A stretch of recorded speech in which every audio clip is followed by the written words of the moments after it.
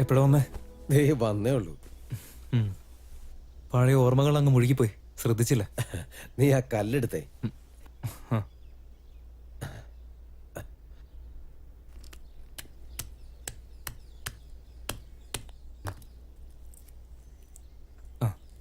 കണ്ടില്ലേ, കറക്റ്റ് ആയിട്ട് എടുത്ത് ഞാൻ. Thank you. അല്ല മോനെ, എപ്പോഴും നിന്റെ പുറകെ വാല് പോലെ നടക്കാറുണ്ടായിരുന്ന ഒരുത്തനുണ്ടായിരുന്നില്ലേ? അത് തന്നെ, ആ റബ്ബർ തോട്ടത്തിന്റെ അടുത്ത് വീടുണ്ടായിരുന്നില്ലേ? അവനെ കാണാറുണ്ടോ നീ? എവിടെ? എല്ലാവർക്കും ഇപ്പൊ ജോലി തിരക്കല്ലേ. ഞാൻ ഇവിടെ ബിസി, അവരൊക്കെ അവിടെ ബിസി. സ്കൂളിന് ചുറ്റും നടന്ന് ഫോട്ടോ അല്ലേ എടുത്താ? ഹലോ, ഞാൻ രാജഗിരി സ്കൂളിലെ വാച്ച്മാനാ സംസാരിക്കുന്നത്. ഹലോ, ഓഹോ മുരളി. ഓഹോ, സുഖമായിട്ടിരിക്കുന്ന മോനെ? സുഖം സുഖം. അങ്കിൾ സുഖല്ലേ? എനിക്ക് കുഴപ്പമൊന്നുമില്ല. ഞങ്ങളുടെ മോനെ കുറിച്ച് സംസാരിച്ചോണ്ടിരിക്കുകയായിരുന്നു. പെട്ടെന്ന് അവനിങ്ങ് ഫോൺ വിളിച്ച് തന്നതാ. ഓ അങ്ങനെയാണോ? മക്കളൊക്കെ എങ്ങനെ, സുഖമായിട്ടിരിക്കുന്നോ? ആ, ദൈവം മോന് നല്ലതേ വരുത്തൂ. നല്ല സന്തോഷായിട്ടിരിക്കും കേട്ടോ. ആ എന്നാ ആയിക്കോട്ടെ. ആ ശരി ശരി. ആ മുരളി. ഹലോ. എടാ, നിനക്ക് അവിടെ എന്താ പരിപാടി? അതിപ്പോ എനിക്കും അറിയില്ല. എന്നാ ഒരു ഉത്തരവാടാ നീ പറഞ്ഞിരിക്കുന്നേ? അയ്യോ എടാ, സ്കൂൾ അങ്ങനെ തന്നെ ഉണ്ടോ അതോ ഇടിച്ചു പിടിച്ച് ആകെ രൂപമൊക്കെ മാറ്റി കളഞ്ഞോ? അതുപോലെ തന്നെയുണ്ട്. അതേ ക്ലാസ് റൂം, അതേ ബെഞ്ച്, അതേ പ്രിൻസിപ്പൽ റൂം, അതേ വാച്ച്മാൻ. ഗേറ്റ് പോലും മാറ്റിയിട്ടില്ലടാ.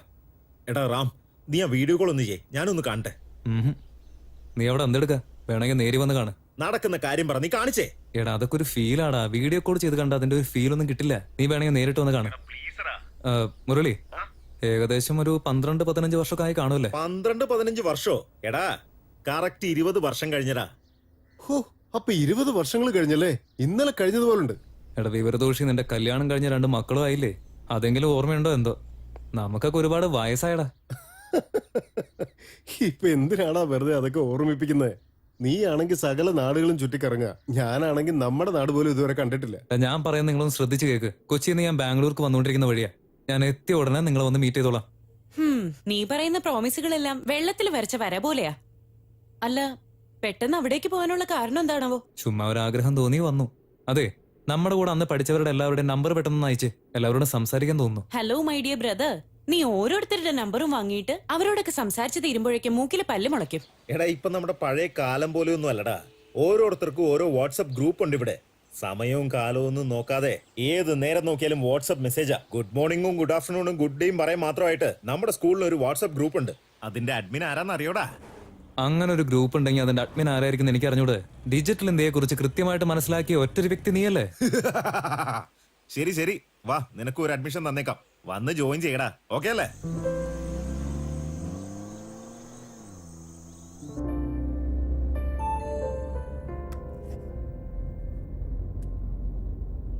Welcome back to school mister Ramachandran, എന്റെ പ്രിയ സുഹൃത്തെ.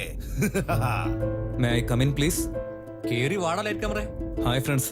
വാ മച്ചാനെ. എടാ വാടാ ഫോട്ടോഗ്രാഫറെ. ഓ, ലാൻ ഈസ് ബാക്ക്. ആഹാ, ഇത് ആരാ വന്നിരിക്കുന്നത്? എന്തൊക്കെയായാലും ഹീറോ തന്നെ, കൊമേഡിയൻ തന്നെ. ഞങ്ങളെയൊക്കെ ഗ്രൂപ്പിലേക്ക് ആഡ് ചെയ്തപ്പോഴേ ആരെങ്കിലും ഞങ്ങളോട് ചോദിച്ചായിരുന്നാ? ഹേ Ram, where were you all these days? എന്താടാ ഇത്ര നാളായിട്ട് സോഷ്യൽ നെറ്റ്വർക്കിലൊന്നും കണ്ടില്ലല്ലോ. ഇന്നെന്താ പെട്ടെന്ന് എൻട്രി കൊടുത്തത്?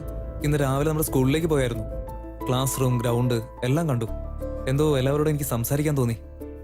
പക്ഷെ ഇപ്പൊ ആലോചിക്കുമ്പോ നിങ്ങളൊക്കെ കാണാൻ ആഗ്രഹമുണ്ട്. എടാ റാം, എനിക്ക് നിന്നെ കാണാൻ കൊതിയാകുന്നു. ഞാൻ പറയാൻ വന്നപ്പോഴേക്ക് നീ പറഞ്ഞല്ലോടാ. റാം പറഞ്ഞ പോലെ ഒരു ദിവസം എല്ലാവർക്കും മീറ്റ് ചെയ്യണം. ഇപ്പൊ എന്താ, നിങ്ങൾക്ക് എല്ലാവരെയും ഒന്ന് കാണണം. ഇതാ കണ്ടു.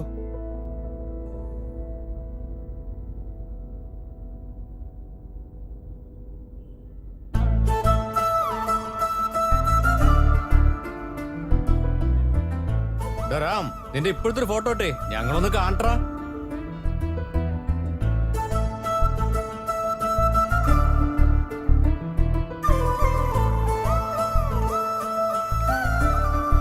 എടാ എന്തൊരു ഹാൻഡ്സം ആടാ.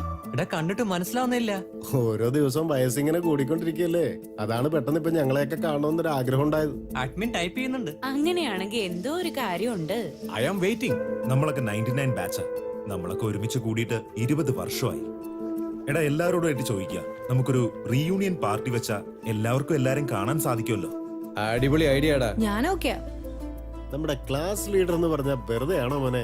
അയ്യോ പെട്ടല്ലോ, ഇനി ഞാനും എന്തെങ്കിലും പറയേണ്ടി വരുമല്ലോ. എടാ മുരളി, ഇതൊക്കെ എങ്ങനെ നടക്കാനാ? നടക്കാൻ എല്ലാവരും പോകുന്നില്ല. ഓൺലൈനിലുണ്ടല്ലോ, ഇപ്പൊ തന്നെ ഒരു തീരുമാനം എടുത്താൽ മതിയല്ലോ. എടാ കൊച്ചി വരെ വന്നു പോകാനുള്ള സമയമൊന്നുമില്ല. കൊച്ചിയിൽ സെറ്റിൽ ആയിട്ടുള്ള ആകെപ്പാടെ 4-5 പേരല്ലേ. ബാക്കി എല്ലാവരും ഇവിടെ ബാംഗ്ലൂരെ സെറ്റിൽ ആയിരിക്കുന്നേ. പിന്നുള്ളവരൊക്കെ ഇന്ത്യക്ക് പുറത്ത് എവിടെയോ ഉണ്ട്. ബാംഗ്ലൂർ ഓക്കെ ആണോ? സൂപ്പർ. ബാംഗ്ലൂരെ കറക്റ്റ്. പോയി വരാൻ എല്ലാവർക്കും എളുപ്പമായിരിക്കും. ശരി, എപ്പോഴാ? പ്ലാൻ ചെയ്യുന്നത് കൊള്ളാം. എല്ലാരും വരാന്ന് പറഞ്ഞിട്ട് അവസാന സമയത്ത് പറ്റിക്കരുത്. എടാ ഏതെങ്കിലും ഒരു വീക്കെൻഡിൽ സെറ്റ് ചെയ്യേ. ഹോളിഡേ ആണെങ്കിലും ഓക്കെ. ഇന്ന് ഡേറ്റ് എന്താ? ജാൻ 7. ഇന്നേക്ക് ഒരു മാസം, അതായത് ഫെബ്രുവരി 7. എല്ലാവരും കൃത്യമായിട്ട് അവിടെ എത്തിയേക്കണം. ഓക്കെ അല്ലേ? ആ വരാത്തവരൊക്കെ വീട്ടിൽ കയറി തല അല്ലേ? ആ പറഞ്ഞു ശരിയാ. ഐ മീൻ രാം, നീ കാരണം ഇതൊക്കെ നടക്കുന്നേ. രാമചന്ദ്രൻ കി ജയ്. കൊള്ളാലോ ഇത്. എല്ലാം വളരെ പെട്ടെന്ന് അറേഞ്ച് ആയല്ലോ. ആരെങ്കിലും എന്റെ പെണ്ണുപിള്ളയോടൊന്ന് പറയടാ, എന്നെ കൂടെ വിടാൻ ഒന്ന് പറയടാ. ഞാൻ ചോദിച്ച അവള് വിടൂലടാ. പിള്ളേരെയും കൂട്ടിക്കൊണ്ട് വരാല്ലേ. അവരെ ഒറ്റയ്ക്കാക്കി വരാൻ ബുദ്ധിമുട്ടാ. Please come as family. എല്ലാവരും കുടുംബമായിട്ട് വന്നാ മതി. ഈ ഗ്രൂപ്പ് കൊണ്ട് ഇങ്ങനെ ഒരു ഗുണം ഉണ്ടായല്ലോ.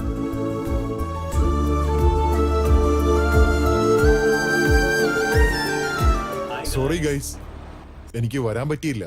ഇവിടെ വർക്കിന്റെ തിരക്കാ, ഫുൾ ബിസി. ലീവ് കിട്ടിയില്ലടാ.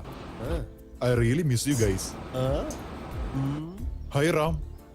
ഡാ മുരളി, അടുത്ത തവണ ഞാൻ ഒരു കാരണവശാലും മിസ്സാക്കില്ലടാ. മനസ്സിലായി മനസ്സിലായി. ഞാനിവിടെ ദുബായിലടാ ഉള്ളേ. ദുബായിലോ?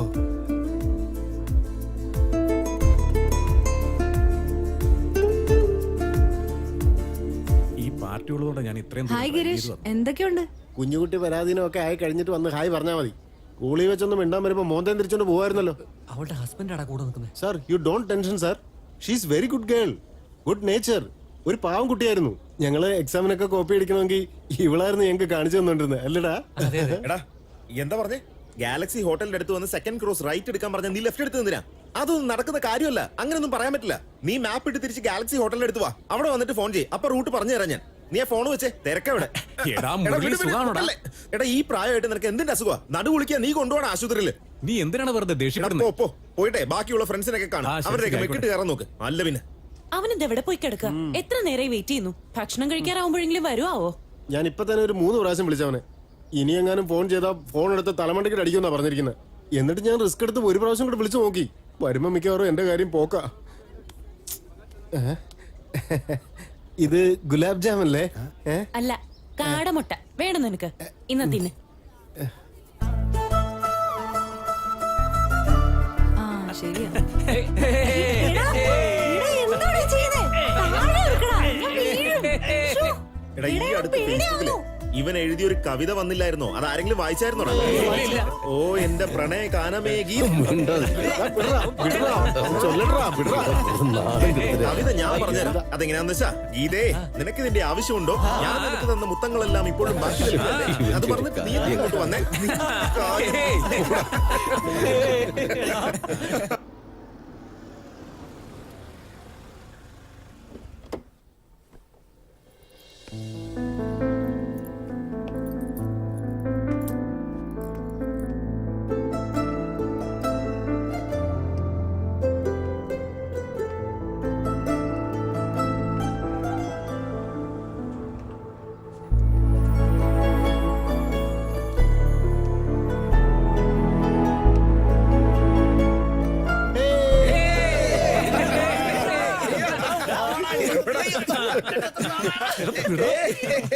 എടാ സർക്കിളിലേക്കൊന്നും പോകേണ്ട കാര്യമില്ല.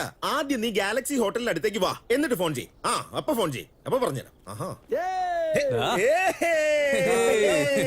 Mustafa, Mustafa, don't worry, Mustafa, കാലന്തം തോഴൻ Mustafa, day by day.